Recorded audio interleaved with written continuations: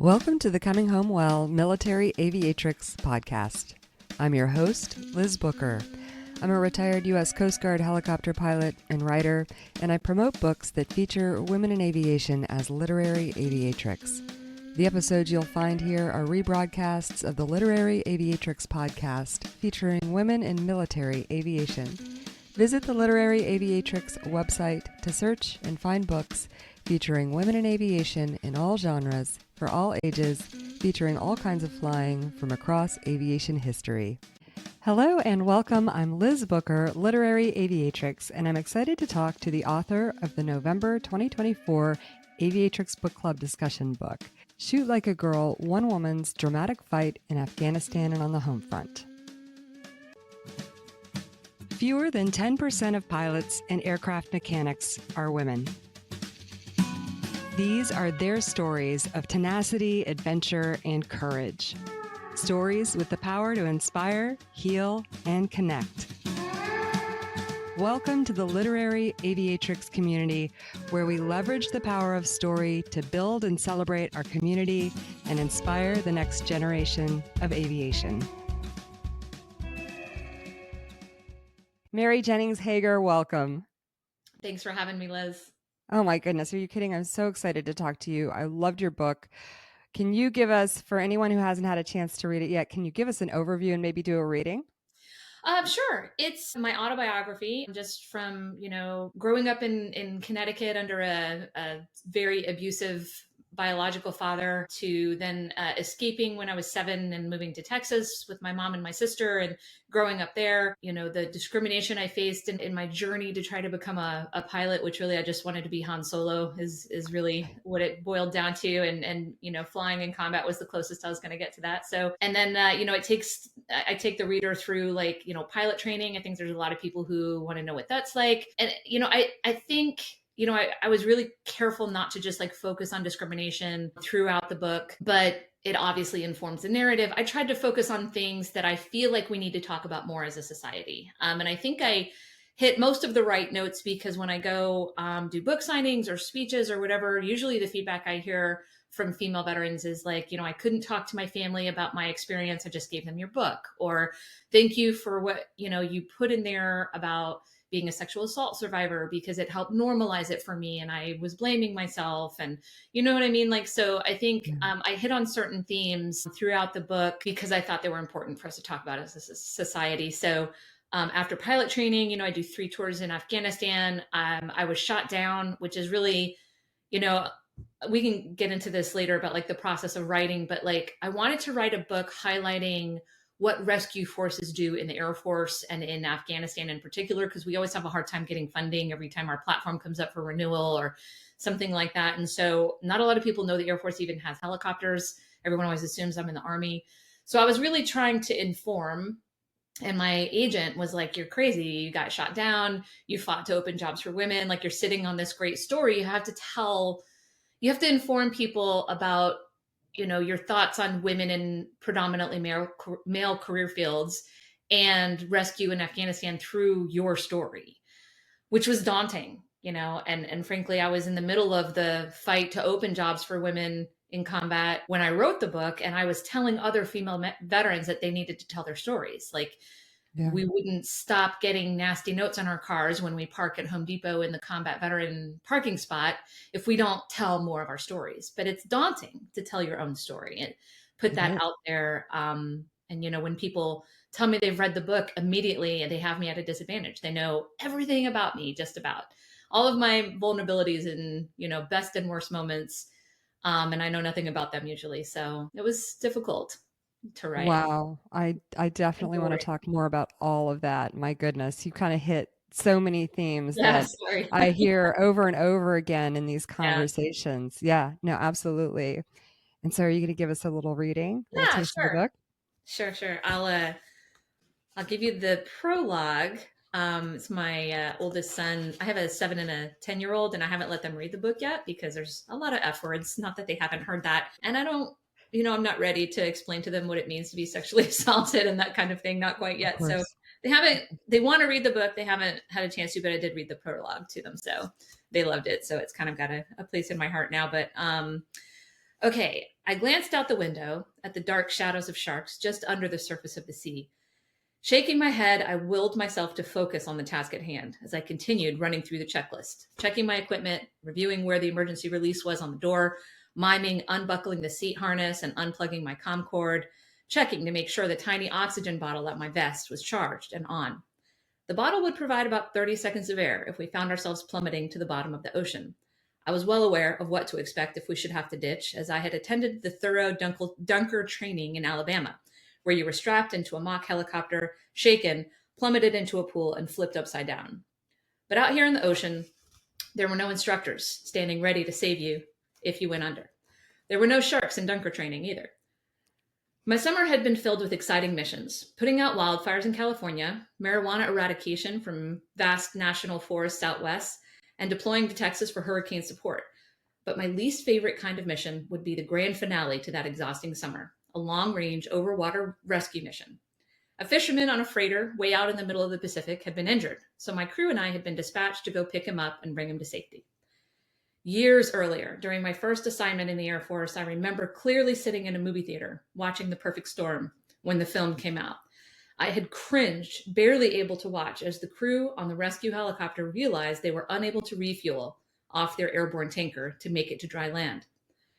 When they ditched into the ocean, I thought to myself, whew, I really want to be a pilot, but I'll never put myself in that situation. You'd have to be crazy to fly a helicopter out into the middle of the ocean.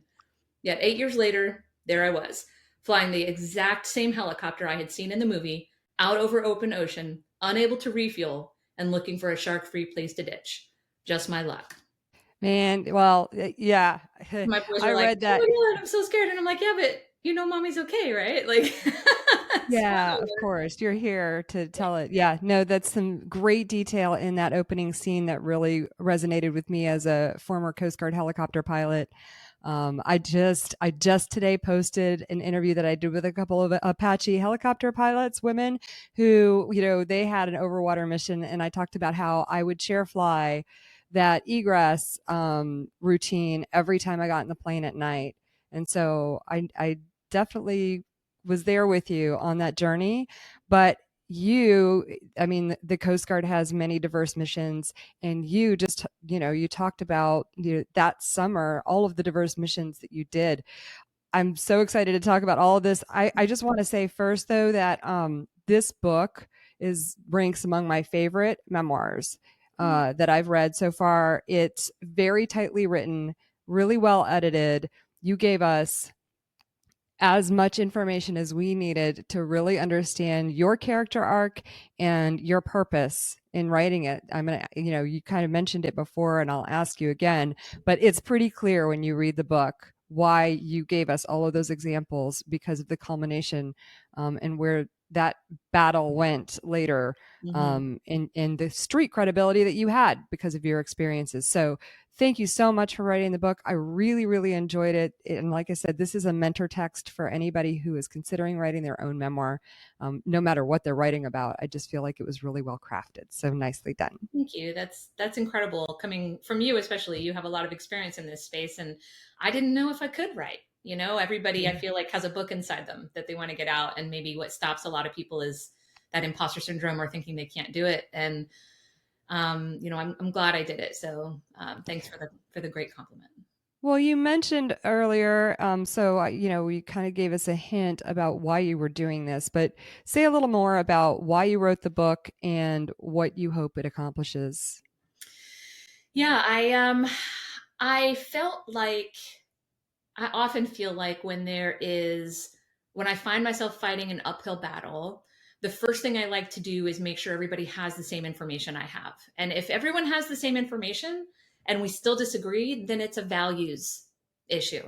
But I Right. felt like in fighting to open jobs for women in the Department of Defense, I'm kind of skipping ahead. So I guess, I took on the Department of Defense, but that sounds more conflict ridden than it actually was. The Secretary of Defense was looking for reasons to repeal the ground combat exclusion policy and, open all jobs to women for competition. They were facing some barriers. The Joint Chiefs unanimously supported us. But in the pushback that I was getting from various groups, I didn't feel like we all had the same information. like they would say, we don't think women can do this. And I'm like, do you know women are doing this? And it was kind of that sort of back and forth. So really proliferating stories, getting more examples out there. There's incredible women who have been in combat, frankly, for thousands of years. It's not like, Americans tend to think that the history of the world is the last 200 years. I wanted to do a history of rescue in Afghanistan, maybe peppered in with a little bit of an agenda around the role of women, maybe even a little bit of a history lesson about Queen Boudica and, others. But I just felt like if while I was fighting the fight, realizing people didn't have access to the information or they were being fed misinformation, telling other veterans they needed to tell their story in order for us to move the ball.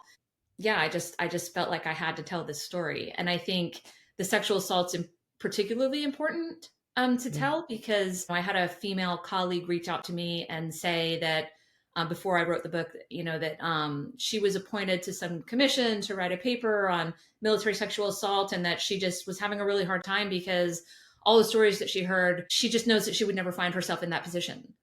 Ha. It was very victim blaming. Wow. And Wow. I happen to know this person, because we were very close, and this is not a judgment based on this action. So this is not me victim blaming, but I happen to know that there were times she went off in a, truck while we're deployed with a special forces guy or something like that. I mean, we're human, but she absolutely did put herself in those positions because we live in those positions. You don't put yourself in the position to be assaulted. It's not like that. You live your life. You can't live your life in a way that you say, hey, I'll never be alone with a member of the opposite sex. And, and that's not even to say, men are a much higher prevalence of military sexual assault survivors. We just don't talk about that as much. So it was appalling to me to hear someone I respected talk about it in such a victim shaming way. And so I knew that when I wrote the book, I had to include that. Well, thank you for doing that, because I know that that's also very vulnerable for you. And I want to talk about that situation. And we'll give a trigger warning before we go into the details of that for anybody who needs that. But before that, and before we get into sort of some of the more interesting and there are also fun details in this book, lots of you obviously have agreed. Yeah, it's a really great, inspiring story, and the things that you did, man, I was just like, wow. And I laughed for parts of it as well. So it covers all the angles. But just for anyone who hasn't read the book and is curious about what a career like yours looks like, can you just walk us through that? Give us an overview. Sure. So what brought you to the Air Force? Let's start with that. Yeah, I wanted to be Han Solo. And like I said, like being a combat pilot was the closest thing I could get to that, right? I knew that a commercial pilot wasn't going to get me the kind of flying that I was looking for. And that was a great goal to have because it kept my nose clean, both with like authorities and getting in trouble and trying drugs. And like, I was very boring in high school. And like, my friends would be doing stuff. I was on the soccer teams, a lot of pot use, and I just wasn't doing any of it because I was OCD about checking the boxes I needed to check to become a pilot. Went through ROTC, graduated, did not get a pilot slot. I hurt my knee in the middle of our categorization physical fitness test. I was the vice wing commander, I would like to think, and I had an okay GPA. It wasn't great. I think if my GPA had been higher or my physical fitness test had been better, then I would have gotten it. But because both of those things were, there, and there was a little bit of discrimination there because my cadre could have fought for me to be able to retake the PFT. They knew that I always had great PFT scores, but because I was in a relationship with another cadet who I ended up marrying, that they didn't approve of, and whatever else, like he got a pilot slot, they didn't stop him. So but that's, I try not to, I usually see discrimination as a last resort, you know what I mean? Like you can kind of hear it in how I describe it. I'm like, well, I could have had a better GPA. And I think that that's been an important part of my journey toward excellence, is that even if you are being discriminated against, if you rely on that and kind of give up, I mean, we can't do that. Like we have to be the cream of the crop to be successful in our situation as women, right? And women of color even more so. And so every time I faced a challenge or a setback, I would turn inward and reflect and say, how can I make this harder for them to win? How can I be more competitive, right? So Right. I get a pilot slot, became an aircraft maintenance officer because I thought learn about the systems, learn about the aircraft, it would make me a better pilot. Still with the idea of being a pilot. Was in aircraft maintenance for 5 years, and then finally got that pilot slot. Very excited. That systems knowledge came back later and saved my life. So I was very lucky that that was the path that I took. And then I flew for the Air National Guard for both the New York unit and the California unit, the 129th Rescue Squadron out in Moffett, which are an awesome group of people. And yeah, we had a lot of civil missions. In fact, my dream was always to be an A-10 pilot. And then I was offered an alternate slot with an A-10 unit, and I was offered a primary slot with a combat rescue unit for H-60s. And I was talking to who later became a mentor of mine, a lieutenant colonel, and I was explaining to him why I was going to go with the A-10 slot. I had to. It was the aircraft I always wanted to fly. And it was when he explained to me the civil mission and how the way he said it was like A-10 pilots train for conflict. You never want to be in a position where you're wishing for conflict, but everyone wants to use your skills. As an H-60 pilot, you'll be able to do civil search and rescue and wildfire suppression and marijuana eradication and all, plucking people off roofs during hurricanes and all sorts of fun stuff. And I was like, you know what, that's a good point. And I went that direction, and I'm really glad I did. Yeah. And then spoiler alert. So if anybody prefers to see the story unfold on the page, go read the book before you continue. And then at some point you weren't going to be flying anymore. Yeah. In the shoot down, my aircraft commander, George Dona, was an amazing aircraft commander and turned what should have been a crash into a semi-hard landing, like a soft crash, hard landing. And I hurt my back. And so, through a series of medical situations, was trying to figure out what else I was going to do in the military. Didn't want to go back to being a maintenance officer. And then I was like, there's this job called special tactics officer, which is perfect for me. Like, you have to have someone who understands 3D airspace, which is very difficult to teach someone if they haven't lived in it. You have to have someone who can speak pilot. Like, usually if you have a friendly fire incident, it can be, something that the special tactics officer maybe could have done, differently. Right. I definitely don't want to blame that career field, but I just mean like it would put me in a position to prevent friendly fire and to direct fire and support the ground troops. Be a huge asset. Yeah. Right. Yeah. I couldn't apply for that job because you also have to like maintain there's a lot of things that make you a successful special tactics officer. One of the things is like maintaining a calm over the radio, because if you start to like escalate your voice on the radio, then it tends to, turn things, badly. Be able to keep your head about you when the shit's kind of hitting the fan. I don't know. Can I curse? Of course. We're a bunch of pilots. Okay, yes. Good. And so I really think I would have been perfect for that. But because I was a woman, I couldn't apply. Yeah. So, and to be frank, like I didn't think couldn't apply. Let's be specific about it. You couldn't apply for that because of the ground combat exclusion policy. Right. So there used to be a combat exclusion policy that they turned into the ground combat exclusion policy to allow women to be combat pilots. Right. To allow us to serve our country. And then the ground combat exclusion policy was basically women couldn't apply for roles whose primary mission included ground combat.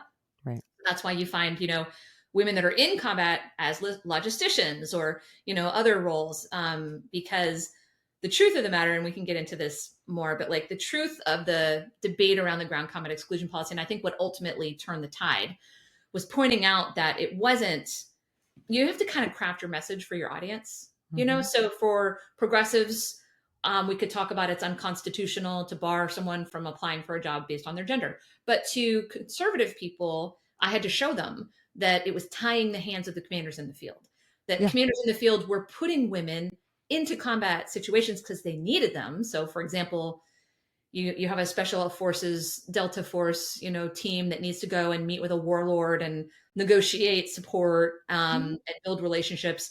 But there are women there that need to be patted down for suicide vests. Well, they're not allowed to physically make contact with the women there. So they needed to send women with the Delta Force, and they would have to, get creative about their job titles and that type of thing. So they also were rotating women in and out. So a lot of times if you hear about, unit cohesion or morale issues, a lot of times it's because like, that's what will happen if you rotate men in and out too, because like you have to, anyone who's been in combat knows you have to like get to know each other and understand each other's strengths and weaknesses so that in a dynamic combat environment, you can support each other and like cover each other's gaps and, understand how to, I don't know, deploy the right resources at the right moment and give the right person tactical lead. So, what you had this career, and now you're trying to get a job where you can use your skills and still be an asset to the forces, and you're Yeah. denied that opportunity. And then you end up in this class action. Was it a class action lawsuit? Is that what we refer No, to there it? were four of us and an organization. So I don't think Okay. that's class action, but it was Okay. Hegar et al. V. Panetta, who Secretary Panetta at the time. It was the ACLU finding clients who were being impacted by the Yeah. policy. And, the path I was about to go down earlier was when I found that I couldn't apply for that role, my first thought wasn't, oh, I'm being discriminated against. It wasn't about me. I Right. was sad that I couldn't be a pilot anymore. It was my life dream. But I was like, well, what's next? And when I couldn't do that, I was like, oh, that sucks for them because I Right. would have been really good at that. And, Exactly. I mean, I wanted to serve my country, but they won't let me give my highest tools and skills. So I'll have to go somewhere else, Yeah. you know? So for me, it was hurting an organization that I loved deeply. Yeah. And, I remember after I got out, watching units that had people that I knew and loved and thought of as brothers and some sisters, very few women in that field, but there's a couple deploying and going and doing dangerous things, and I wasn't with them, and it killed me. It just tore Of me up in the course. head to watch Yeah. them. And I just feel like if we're in a situation where we are preventing the best people who can do the job from doing the job based on a demographic that we're making a generalization about, it just doesn't make any sense to me. I agree. Absolutely. So backing things up to that early part of your career, you took a commission in the US Air Force. You talked about how you didn't get picked for flight the first time, so you went and worked your ass off at one unit and got as smart as you could so you could get the recommendation of the commander and on and on. And so what derailed that? I mean, so they only offer like 50 at the time. I don't know what the numbers are now. At the time, they only offered about 50 something slots to active duty members as a carrot, right? Hmm. Like, yeah, you can still be a pilot, but very few people each year are selected that way off of active duty because they've already got you. They've already got Yeah. you to sign, and they use those jobs to get people to sign, right? Yeah. But there were at the time something like 72 bases. What that means is the number one pick off each base is, not guaranteed to get a slot, right? So if you were the number two pick, you definitely weren't going to get the slot. And there were a Right. couple times I think I was always the number one slot, except once when the commander decided to give it to someone else because she was older than me. And he Hmm. wanted to make sure she had a chance before she aged out, which I understand that, but it really pissed me off because I had a stronger package. I Yeah. had, my private pilot's license and all these awards, and I knew how competitive it was. And I just felt like I was missing an opportunity. And so she got the number one slot and she didn't get picked up. And Sometimes I describe that as standing in line at the deli with your number yeah, because yeah. And I that's was not, trying to do things the right way and yeah. trying to do them the way I was told and work my ass off. So then I changed bases, went to Whiteman Air Force Base, became the number one selectee there, got CGO of the year, like all of that. But then I was getting my flight physical. And, I mentioned how boring I was in high school and college. And, part of that boring was I had only been intimate with one person, and that was my Yeah. husband, right? And Um, here's our trigger warning for the next couple of minutes for Yeah, anybody. yeah, Yeah. definitely. And so because of that, I was very inexperienced sexually, very uncomfortable with my own body. And, I think I lost my virginity when I was almost 22, which is older, when you're in college and Mhm. everyone else is partying. And so every time I had a flight physical, I would go see a female gynecologist first and get my, pap smear and gynecological exam out of the way first. Which Um, for just for anybody listening and not familiar, that was pretty standard in my community as well. Like we didn't do that with the military doctors. We got permission to go off base, get our civilian gynecology exam, bring that back, and that yeah, got inserted into the package. So that from my perspective was pretty standard. Yeah. standard, right? And Yep. I did it for 5 years, Mhm. Um, but so I was at Whiteman dealing with this flight doc who reviewed all my records and did the flight exam. And then he said, okay, it's time for your gynecological exam, lay back and put your feet up. I don't have stirrups, but put your feet up on the table. And I was like, no, you should see in there. I just went like 2 weeks ago, have the results, yada, yada, yada. Right. Basically we went back and forth, and then, You're in a room. You're in the examining yeah, room. yeah, You're getting a flight physical. yes. And this flight physical is the thing that you need to have signed off in order to be able to continue applying for a flight Right. slot. And for anyone who doesn't know, like, Yeah. it's a joke in our community that you can have like a hangnail, or you took Right. NyQuil because you had a cough and you're disqualified. You know what I Yeah. mean? Like, We're all terrified of the flight doc. Like we yeah, don't go to the flight doc. Yeah. yeah, no, you're like, nothing hurts and everything's fine and I'm perfect, Yeah, because they'll exactly. sniff you for anything. Yeah. Right. So, and frankly, I was already uncomfortable because I thought that he had been a little gropey. Like, they also do like physical exams and they need to see your tattoos. And he did a breast exam that I didn't think was necessary. It was, we know as Yeah. women, right? Yeah. We know, right? Yeah. So he's presenting to me, as the conversation's escalating, he presents to me that he's going to fail me on my flying class 1 physical if I don't let him do the gynecological exam on psychological basis, because in his opinion it meant that if I became a prisoner of war, I would be more susceptible to rape and interrogation, and I wasn't psychologically strong enough to go into combat, which by the way is not what he's assessing for, to go into combat if I can't submit to a male exam. And it's not like I'd never seen a male doctor before, right? But at this point, Right. it was about the principle, right? Yeah. But he was holding my dream in front of me. And if I failed a flying class 1 and I was about to need an age waiver anyway, it was pretty much over for me. So I was in that moment, I had to decide, am I ready for this to be over? So I said, okay, laid back, submitted. He literally popped a glove and said, I guess you're not going to enjoy this, which I thought was wildly inappropriate to say. Oh, yeah. He proceeded to do a very rough gynecological exam, and I cried the whole time.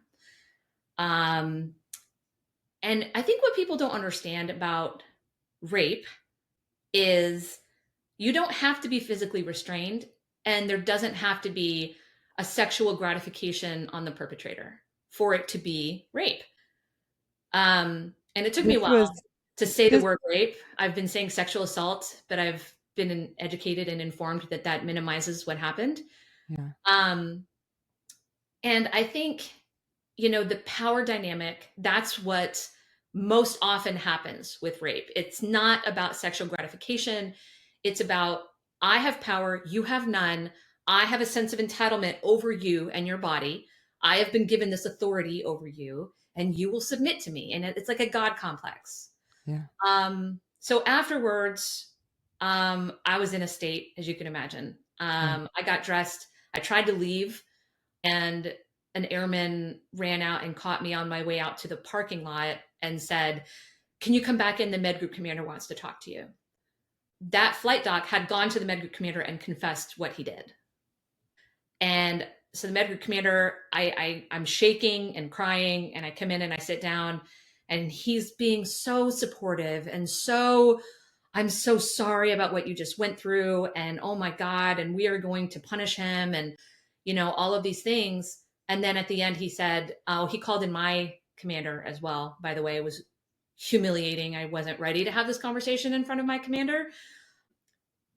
And so at the end it was, so we need to know if you're going to press charges. So how did they find out about it? He went and confessed immediately when I left. So this was a thing that I was really like, It what the wasn't even hell? like he told them what he did. Why? What was behind that? I I think he wondered. had to have thought that I was going to press charges. So he was trying to cover his ass I think somehow. so. And I think it was a kind of a, oh man, I really effed up. Are you guys going to cover me kind of thing? Yeah, well, Um, that seems how it played out. Yeah. I mean, I would have thought maybe it was a, hey, I just had to fail this person on a flying class 1 because she freaked out over a regular standard gynecological exam. It wasn't that based on the response the med group commander gave me. No, exactly. He didn't say, hey, I wanted to talk to you because I just wanted you to know in person that you hooked your flying class 1, or you know what I mean? Like, they Yeah, passed me. They didn't put anything in my record about it, but it was his assurance that they were going to deal with it in-house. And he was like, we need to know if you're going to proceed with charges, which in retrospect, super inappropriate for him to push me on and ask me about. absolutely. And he said, just know that if you do press charges, you're going to have to face him in court and relay in detail what just happened. And I'm still shaking, and Yeah, it's just happened, and yeah, you are the person. Like, everybody in the room has power over your career. yep. But there was my Everyone's commander, in a there's position a of former power. colonel. I'm basically like holding my BDUs closed. You know what I mean? Like, Yeah, it was an awful experience. Just I felt like I got victimized again in that office. absolutely. But I said, no, if you are going to handle it and you're going to, punish him and make sure he's never in a position to do this again, you give me that assurance, then no, I'm not going to press charges. And I very much obviously regret it now. Yeah. But in the moment, he convinced me it would re-traumatize me. And, I can give excuses all day, but I'm not going to like fall for blaming myself. I made a decision. You know what I mean? Well, but you know what that looks like. We both know what that looks like. If you Yeah, did press charges, you'd be reliving that over and over and over again, and you would not have me been the believing. one under the Yeah, spotlight. yeah. Like, I let myself believe what I kind of suspected was a lie, that they would hold him accountable. yeah, And then I was telling my commander months later that I wanted to leave, get out of the Air Force, didn't want to ever, I was like, I might still consider serving my country. I'm going to start applying to the Air National Guard and the reserves, because in there you can choose your doctor. You don't have to submit to military doctors because, when you're in the Guard and Reserve, a lot of times you're a exactly. civilian, most of the month, right? Right. You still have to submit to a flying class 1 exam, but still, I just didn't like being told what doctors I had to accept, right? Yeah. So, you know, he knew that I was bouncing back and forth between like, I want to get out. He was trying to keep me in because I was a quality maintenance officer. And then, I got awarded the operations group CGO of the year, and I was at the awards banquet, and they announced the 4 groups: med group, ops group, um, support group, logistics group. And he was the med group nominee for CGO of the year. And I mean, like the blood drained from my face, and I just turned and looked at my commander, and he was like, yep, I hear you. I got it. I'll support you processing the paperwork. He totally understood that I was going to get out at that point. That's when I made the decision. Yeah. I felt very betrayed. So Betrayed by the organization, by the institution, yeah, Yeah, yeah. So I absolutely. felt like it was important to tell, because on the one hand, we need to talk more about how people, not just women, get victimized in a power structure, an uneven power Yep. structure. Yeah. But we also need to talk about, you know, rape and sexual assault isn't always the Hollywood version of somebody trying to get sexual gratification and they have a knife to your throat. So to hear my female colleague act like, I even told her my story after she came to me and said, I just wouldn't find myself in that position. And I told her the story, and she was like, well, I wouldn't have submitted. And I was like, Easy really? for you to say. You really wouldn't have? Yeah. Like, you're a pilot. So you're telling me you would have given up your career. You would have faced Yeah. hooking your flying class 1 exam. And obviously, if I had known how that exam would have gone, I probably would have been like, all right, I'll do it, but not with you. Like, I'm Yeah. going to Right. reschedule this appointment. Yeah. Um, Absolutely heinous abuse of power. Heinous, disgusting abuse of power. And then the aftermath of that, absolutely. I mean, how could you stay? So you yeah. join the Guard, and I would love to talk about every page of this book with you because your story is so cool and so fascinating. But people are just going to have to go read it. So there are a couple of things I definitely want to hit while we're talking, and this was a really important part of it. So thank you for being so open about it. And just while we're on the subject, what advice do you have for any women who find themselves in any situation like this?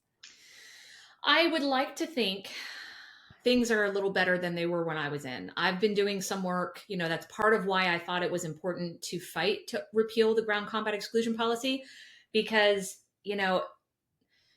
barring women from applying for the jobs that are central to our mission feeds the narrative that we are somehow MWR equipment. I don't know if you've ever heard that. Oh yeah, morale, welfare, and recreation equipment. Yeah, Yep. we're there for the morale and recreation of the Mm-hmm. boys that are fighting our wars, right? Mm-hmm. Um, and so relegating us to support roles only, and that is not a knock on people who are in those support roles, men and women, but it sends a message that women are not warfighters. They're not your equal.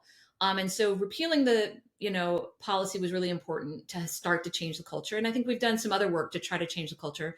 But I think because of that, like, I don't want to sound like a hypocrite. I don't want to tell people to behave differently than I did, because then if you can't, you blame Yeah. yourself. So first off, if you find yourself victimized by discrimination, rape, sexual assault, sexual harassment, wherever it is that you're being victimized, number one, always come back to rule number one, which is it is not your fault. I don't care what you were wearing. I don't care what decision you made. I don't care if you let something happen. I don't care if you didn't say no enough. I don't care. It's just not your fault.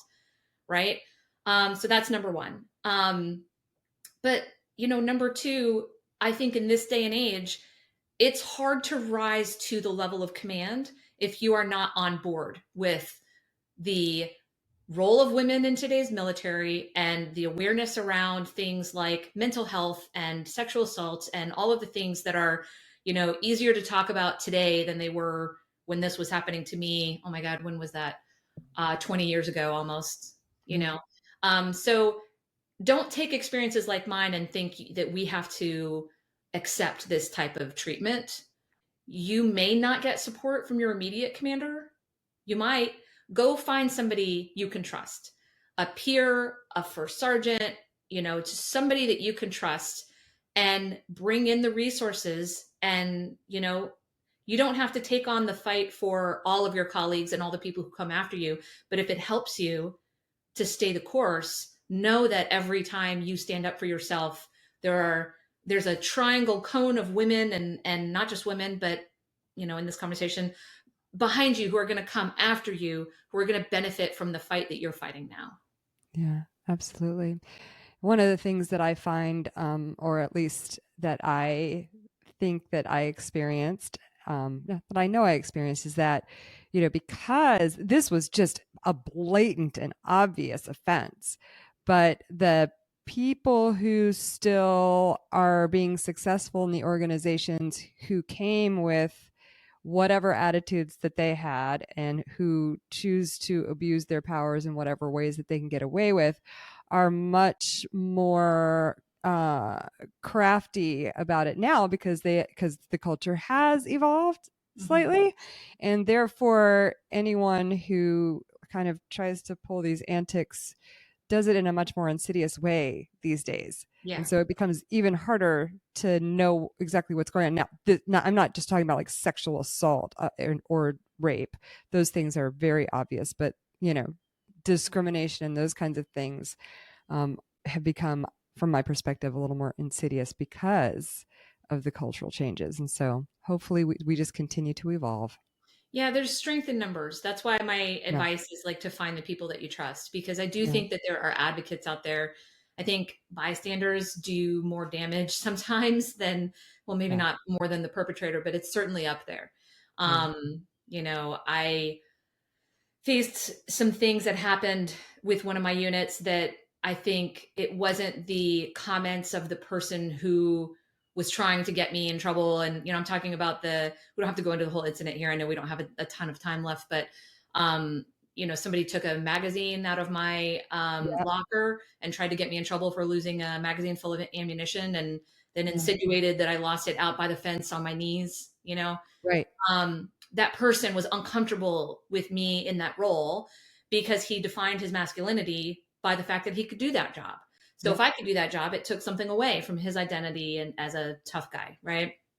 It's always the really insecure ones. It's never the guys who, know that they're badass, right? Like those Right. guys don't care. If you can do the job, then, step up. Absolutely. But it wasn't that experience that was so painful. It was looking around and watching people I would have taken a bullet for avert their eyes and, get into a conversation with someone else because they didn't want to cause trouble. So, The standard that you walk by is the standard that you accept. yeah, yeah. Yeah. So, finding those allies and holding them accountable and saying, I saw you hear what was going on and you looked away. Yeah, you know exactly. um and if you see that kind of thing, you have to be an ally for people and stand up and say something. Yeah. Yeah, absolutely.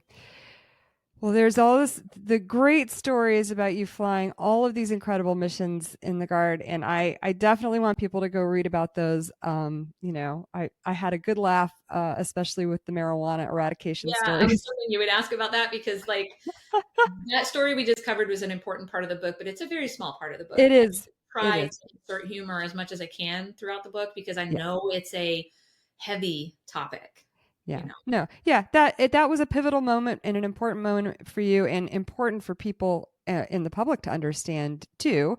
The kinds of things that we experience. But yes, the majority of the book is about lots of other things, and one of them is this marijuana eradication. Just talk a little bit about that Yeah. before we So move on. the summer of 2008 was crazy hectic for us. I was full time Air National Guard, and so our civilian full time, like non wartime peacetime mission was counter drug. Right, we were the counter drug task force. We were on the counter drug task force, and so we would go fly into areas of the national parks where they had marijuana fields, and we would pull out the marijuana, but we'd also have to pull out a bunch of trash and irrigation and just kind of like try to beautify the forest back, right? So we would work with the Department of Forestry. And in 2008, we were on a marijuana eradication mission, like forward deployed in Ukiah, I think it was, like the pot Hmm. capital of, and I used to joke with people that, like, I'm sorry, I'm the reason your pot is so expensive. And with the name of MJ, you can imagine like the jokes that we made. But we're in the middle of a marijuana eradication mission when the 2008 wildfires came through. Hmm. And so the forest we were operating in lit on fire. And all of a sudden, we got swapped to a wildfire suppression mission because we were right there. So what that looks like is you paint the helicopter with hot pink stripes so that you can increase your visibility in the smoke. You attach a cargo sling with a 200-gallon bucket on the bottom of your belly. You go and dip that bucket into people's water and then go dump it into, wherever the firefighters tell you. And it was an interesting mission. And on one day, we were flying like 12 hours. I mean, it was just insane. We were maxing out our crew rest, right? We were having to get like waivers for it, and we were fatigued and we were tired. And we I was chalking up our behavior to that fatigue. But being a high reliability crew resource management aircraft safety, I was the safety officer. Like, I'm the safety person, right? I was like trying to take in everything and be like, are we making bad decisions and getting pushed by the mission? Because you shouldn't make bad decisions because of the mission, right? Like, Yeah. and I every step of the way I was like, no, we're okay, like, let's keep going. And I mean, we came in and landed with like the fuel low lights on, which if you get anywhere near that, you get in so much trouble. You have to go talk to the squadron commander, like, Yep. it's a big deal. But we went out on a pass and we were with an Army helicopter and they had a better fuel burn rate because we were heavier, and they weren't giving up, so we weren't going to we weren't going to be outdone by the Army, right? And Yeah. so we made the decision to go back, even though we were low on fuel. Came back and landed on with low fuel lights.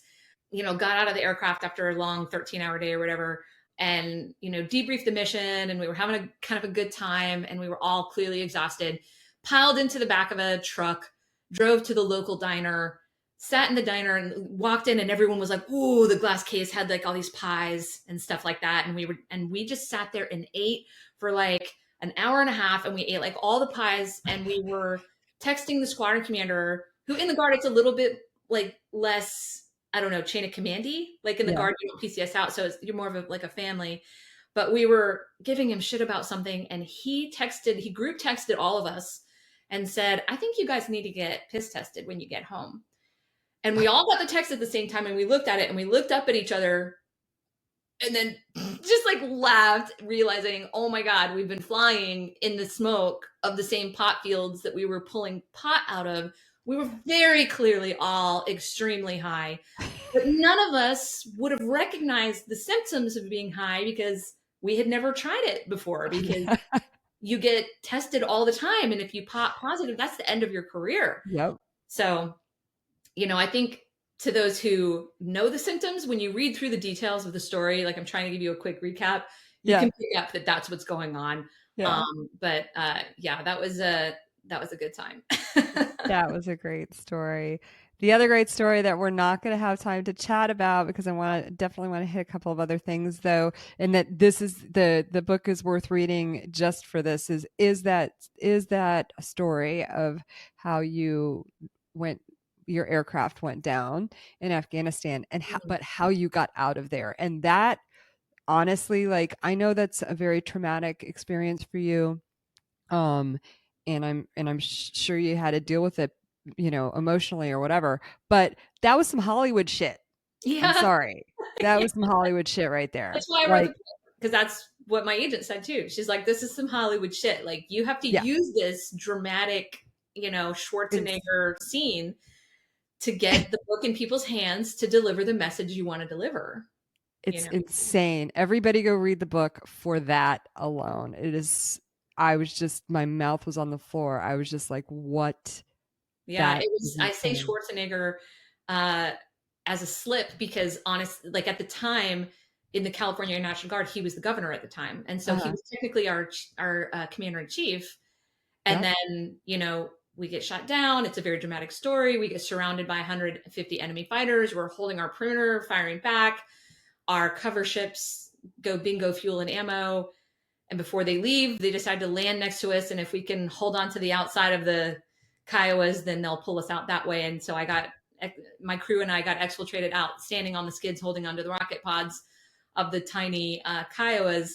And there were just a ton of, get to the chopper kind of jokes, and, um, to try to cut the tension. But we felt very much like we were making Arnold proud. Yeah, it's incredible. And so thank you for everything that you did for the country. You aspired after all this. Well, first of all, like, you really did make yourself vulnerable, fighting the fight to allow women to into ground combat. But then you decided to take it one step further and run for office. I've taken Oh it a my few steps word, further, I woman. feel like. Yeah. Running for office is not what I thought it would be. Let me just Oh, put well, it that way. say more. Well, tell me why. Tell me what you mean by that. So I think, I was about to say there's two types of people. That I hate it when people say that. There's many different types of people, but in politics, there's like people who run because they want the job. They want the power. They are ambitious. They've wanted to be a senator or president or whatever since they were little. And then there's people who kind of don't want the job and are a little pissed that they have to do the job because the people doing the job are screwing it up so badly. And Yeah. that's kind of how I was. I fell into that latter bucket of like, I got to quit my job. I got 2 kids and a mortgage. I don't want to quit my job, but you guys are screwing this up Yeah. and I got to do something about it. Right. I felt like, I had taken an oath to support and defend the Constitution against all enemies, foreign and domestic. And I don't think people really know what that domestic threat to the Constitution looks like, Yeah. but I felt it. And so I ran for office. And long story short, there were things about me and my character that made it easier for me and harder for me. And I Mm. think the thing that made it easier was I came off as very authentic because I was brutally honest and Mhm. could talk easily about my flaws, and I wouldn't use car salesmen, not to knock, that's, people who sell cars. But like, I wasn't a greasy snake oil salesman like a lot of politicians are. People would ask me questions that get direct answers that maybe they didn't always agree with, but they didn't feel like they were being talked around, you Right. know? So that authenticity led to a lot of success in there. But at the same time, there are times when you have to compromise your character and your principles. Um, and in defense of people, there are some really good people in office right now. I can count on one hand the number of people that I interacted with, and I interacted with most of them, who were genuine servant leaders, who really took the time to sit and mentor me, or, because they thought me fighting this fight would help the larger group attain what they wanted to attain. So for example, I ran for office against someone who had won his last race by 30 points. So when that congressman would fundraise, he could go and give all that money to other candidates. But when, he did beat me, but he only beat me by 2 points. And so 2.9, so almost 3 points. So I had, he had to focus on me. It helped the group, right? Yeah, right. But most people in that space are really out for themselves and out for power and will do whatever it takes to keep themselves in power and are thinking about that next level of power. And that was really heartbreaking for me to see, because I felt like I took a bullet for this country, for our voting process, for our democracy. And I felt strongly like they were disrespecting my sacrifice by not serving their constituents and serving themselves. So at one point, one of my staff members said, because I wouldn't do something they wanted me to do that I thought was a compromise of my ethics and my principles. And they said, gotta say, your character and your principles have really become a liability on this campaign. Ooh. And I was like, okay, I'm out. Like, this is not the, industry for me. So I still stay involved. I think local politics is really important. I think the lower on the ballot the race, the more impact it has on your life. I think people get very upset about the top of the ballot or very excited about the top of the ballot, but it's those down ballot races you really have to pay attention to and get educated on and get involved in and volunteer for and, just take part in our democracy. MJ, I so wish I could have all day with you. This book, though, everybody go read this book. You can learn so much more about MJ and her story through it. It's wonderful. I have all the respect in the world for you. Thank you for everything that you have done, for having the courage to put yourself out there in ways that a lot of people aren't comfortable doing. To further the causes that you cared about and that affect the people who come behind us. So thank you so much for everything that you did. Well, thank you, Liz, for that. It was my honor and started off as a very selfish endeavor to just be Han Solo and grew into something bigger. But thank you for what you're doing, because I think, the people you're interviewing and the attention you're giving to these stories is really what we need in this country. And to proliferate those stories, like I said earlier, is really important. So thank you for what you do. It's my honor and my pleasure. I am, I'm ready to go again. I'm ready to say